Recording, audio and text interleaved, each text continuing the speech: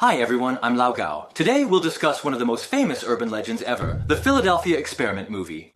Yes, it's most famous as a movie. This movie was released in 1984, then it was remade in 1993, and again in 2013. So, this movie is based on the urban legend of the Philadelphia Experiment. Is this story true or false? I'm not sure, but today I'll explain what it's all about. It involves many famous physicists. For instance, Tesla, Einstein, and von Neumann were involved in such an impressive matter. During World War II, the most important and powerful weapon for the United States was the warship. At that time, whoever controlled the seas controlled time. However, the warship had a very critical issue. It was particularly easy to detect. The ease of detection has two meanings. One is that on the open, unobstructed sea, a large battleship is easily visible at a glance, making it particularly easy to spot visually. The other meaning is that a battleship, being a huge steel structure, is affected by the Earth's magnetic field and generates its own magnetism, turning it into a magnet. Nowadays, radars detect battleships through magnetic fields.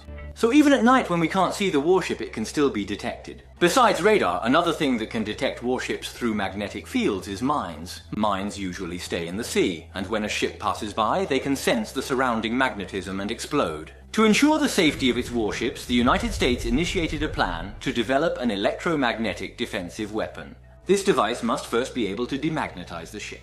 This way, if there's no magnetism, mines and radar won't detect it. Plus, it should ideally vanish visually too, like David Copperfield.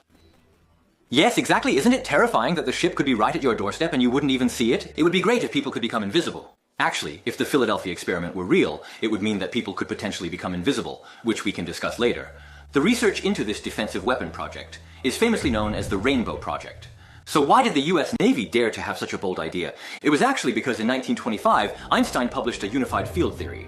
It's like the A4C. He tried to use a theory to explain all physical phenomena because he wanted to understand the root of the world. So he spent the latter part of his life researching this. He believed that once he understood it, he would know how the entire universe operates. This unified field theory is very abstract to explain, but I'll give a simple explanation. All the colors we see in the world are actually composed of three primary colors. There are two types of primary colors: optical ones, which are red, green, and blue, and artistic ones, which are red, yellow, and blue. No matter what color it is, it can be composed of the three primary colors, just in different proportions. In other words, the root of all colors is these three colors. Einstein tried to find the three primary colors of the physical world. Did he find it? Well, he thought he did. In 1925, he believed that the root of all physical phenomena in the world was the combination of electromagnetic fields and gravitational fields. Now, they say there are four, including something about a strong interaction field and a weak interaction field. He said that all physical phenomena are composed of the combination of gravity and electromagnetic force. We cannot exert control over gravity, but we do have the capability to control electromagnetic force. Therefore, as long as we maintain control over electromagnetic force, it implies that we can generate a variety of physical phenomena, including teleportation or invisibility, which are all forms of physical information. With this theoretical foundation in place, the United States Navy perceived that they had an opportunity. However, subsequently, Einstein acknowledged that his theory contained certain flaws. Until today, no one has been able to perfect his theory. The flaw lies in his idea, not the theory itself. This world might not be that simple, but it could also be very simple. The seemingly complex world might just be formed by the continuous combination of a few simple things. Until this moment, I still do not know what these roots are. At the very least, Einstein provided us with a possibility, instilled confidence, and offered hope that we can transform the world through elements we can manage. Then he said some people studied others' words because of influence. Attack! Well, after all, he is the smartest person, right? The second smartest won't do, so next we will talk about the second smartest. So, based on Einstein's most basic theoretical model, the US Navy thought, I should design this thing. Of course, Einstein is a theoretical physicist, and if the Navy wants to make such a weapon, they need to find someone with practical experience, so they chose someone. This individual is ranked as the second Tesla, he is. Probably doesn't want to be first. Second, actually in practical terms, he is number one. Oh, Einstein is number one in the theoretical ranking. Because in Einstein's theory, what controls the world is electromagnetic force. The sovereign of the electromagnetic domain is Tesla. So in the year 1942, Tesla was appointed to oversee the Rainbow Project. Tesla did not let anyone down and promptly engineered this apparatus. During these small-scale tests, Tesla found a flaw in his device that might cause incredible things. He asked the US military for time to fix this side effect. But as days went by and money was spent, the issue remained. What side effect, you ask? Only Tesla knew, as no one else could understand his machine. Only Tesla himself knew because no one could understand his machine. By the end of 1942, the Navy couldn't hold on any longer and said, "You've been researching for so long and we've spent so much money. Finally give us a result. If the side effect isn't serious, it doesn't matter. Let's just use it." But Tesla insisted that it wasn't acceptable. It had to be perfect before he would let them use it. Otherwise, he said they could find someone else if they wanted to. Later, Tesla's relationship with the US military became strained. Eventually, Tesla resigned, and as a result, the military detained him in a New York hotel. Just days after January 7, 1943, Tesla died, and FBI agents entered his room, taking all his documents. We've discussed this regarding Tesla, so it's possible the Philadelphia experiment and Tesla's death are directly linked. After Tesla passed, the project had to go on. The US military sought a replacement for Tesla, but finding someone was tough. At first, they considered Einstein, but he was a theoretical physicist with no weapon development experience. Later, there was indeed evidence that in 1943, Einstein participated in the United States weapons research. After Einstein joined, the project still did not progress very smoothly, so they found another person, the third one. Von Neumann? Yes. Von Neumann was known as the universal genius of the 20th century. He could do anything. Didn't he also participate in the development of the atomic bomb? The computers we use today were designed by him. The electromagnetic field is research. After von Neumann came, he studied for a while and said he couldn't handle it either. So, the US military assigned him another person, a very famous electromagnetics expert at the time, named Thomas Townsend Brown. This group of people all came together to study the Tesla coil for about 6 months. In August 1943, they ultimately achieved success in their research and mentioned it might potentially work, so they resolved to carry out an experiment. In reality, their consensus might have been compelled due to the deadline for the Rainbow Project being set for August 20, 1943, and they only communicated success during August. It feels like they were a bit forced, right? It seems scientists didn't have much say in front of the military. So, on August 12, 1943, at 9 o'clock in the morning, they installed 2 significantly large Tesla coils onto a United States warship. This particular warship was a US destroyer named the USS Eldridge, and during that period, the ship was stationed at the Philadelphia Naval Shipyard. There were exactly 22 officers and soldiers aboard, and promptly at 9 o'clock in the morning, they commenced as scheduled. Once the Tesla apparatus was activated, the ship started to tremble intensely, emitting a bluish luminescence, along with the sound of electrical arcs. One can vividly imagine the scene as the flashes expanded in size, and a greenish mist materialized around the hull. He is David Copperfield. Right before the eyes of everyone present, within just a few seconds, the entire ship completely vanished. The ship disappeared along with the fog, and at the same time, the USS Eldridge was found near a place called the Norfolk Naval Base, which is 320 kilometers from the Philadelphia Navy Yard. As soon as they noticed, the first to discover the USS Eldridge was a merchant ship that happened to be passing by. This merchant ship was called the SS Andrew Furuseth. According to the people on the merchant ship later as they were sailing, a fog suddenly appeared in front of them. Then unexpectedly, emerging from the dense mist, an enormous warship materialized, startling them significantly. Given that the warship was directly on their path and they noticed it when it was already extremely close, they distinctly observed the name Eldridge inscribed on it. They promptly altered their course to steer clear of the warship, yet they continued observing it, and after a few minutes, it vanished. So, everyone on the ship vividly remembered the scene where a battleship suddenly appeared in front of them and then disappeared. At the same time, the ship reappeared in the Philadelphia Navy, meaning it teleported from the Philadelphia Navy Yard to the Norfolk Naval Base, and then teleported back from the Norfolk Naval Base. At this moment, folks from the Philadelphia Navy Yard quickly boarded the ship to check it out. From here, it shifted from a sci-fi tale to a horror story. The situation on the ship was tragic, with many sections in flames, several crew members with severe burns, and others missing. Some reported that parts of some crew members' bodies had fused with the ship's structure. What transpired subsequently? The survivors recounted that following the activation of the device, the entire ship began to emit a glow, and those aboard were unable to perceive anything outside anymore. They were surrounded by a white light, unable to see outside, and then everyone was stuck. It felt like they were pulled by gravity or a strong force, and slowly they saw some people catch fire. After that, they couldn't recall what happened, that feeling. To those outside, the ship simply disappeared instantly. That's all they observed. People in the warship were classified as one substance, and then... Reassembly, it feels a bit like that. The result of this experiment was unexpected for the Navy. However, for the Navy, there was a very surprising gain. They initially intended to make the ship invisible, but it unexpectedly teleported, so they considered the project a success.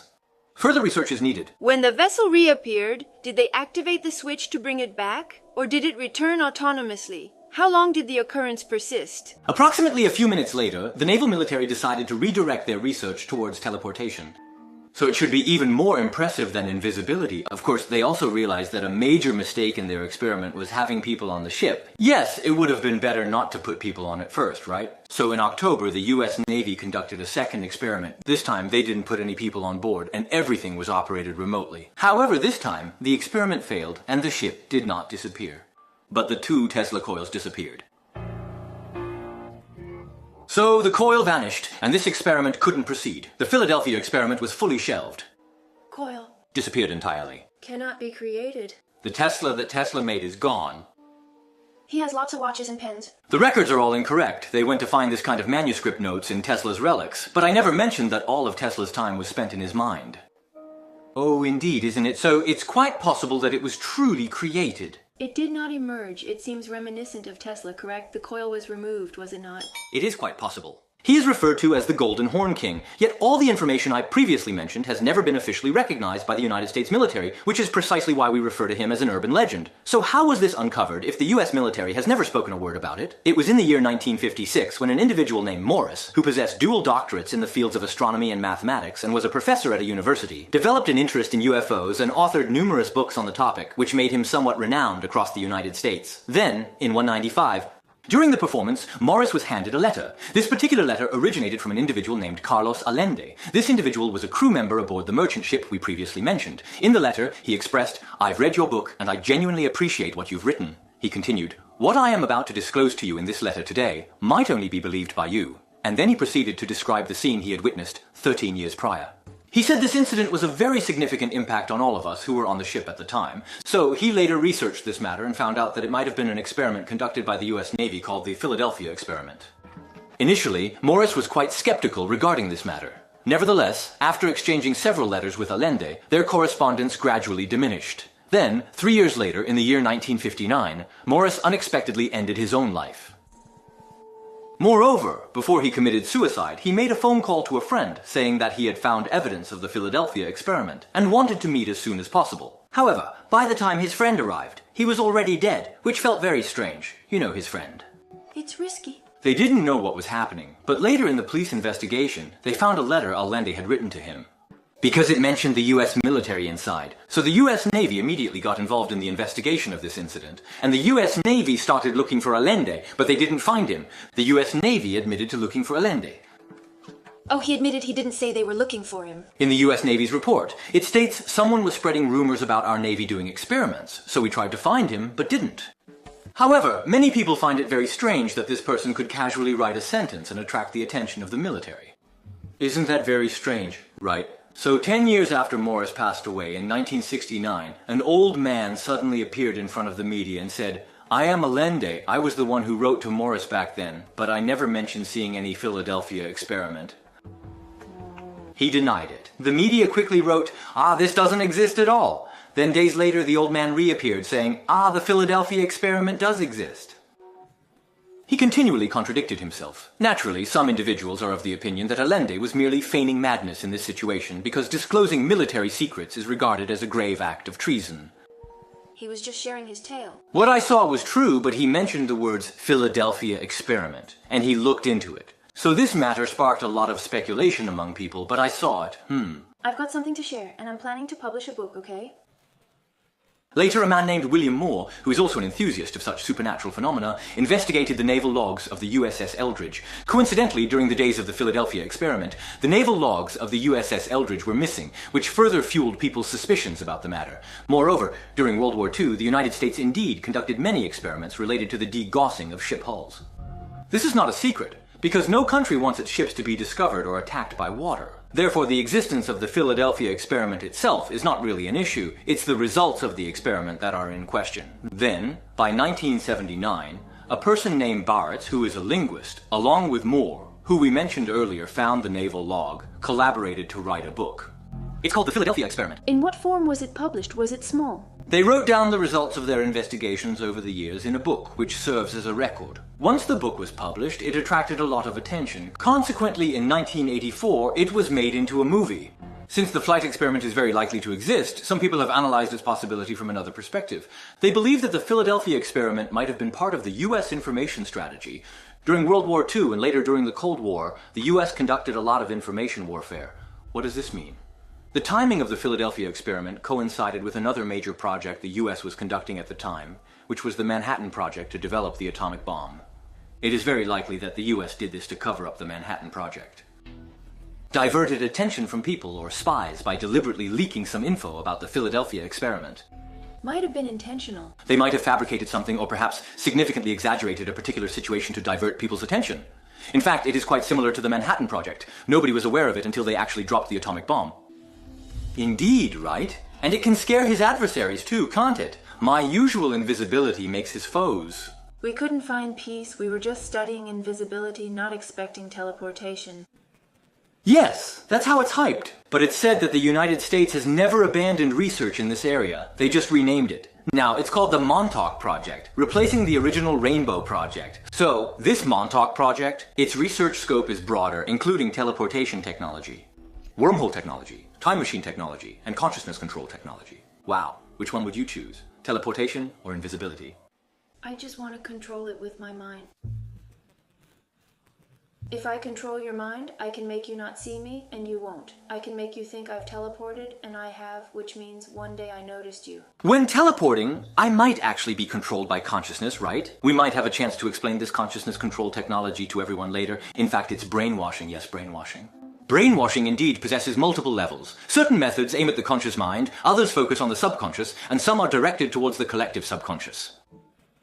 It controls people. That's right, it seems we can't easily talk about this episode yet. After discussing it, everyone might go and try it. Mind control isn't right? Let's just chat with members. We can control our own videos so that some people cannot access them. If you don't upload the video, it won't be seen.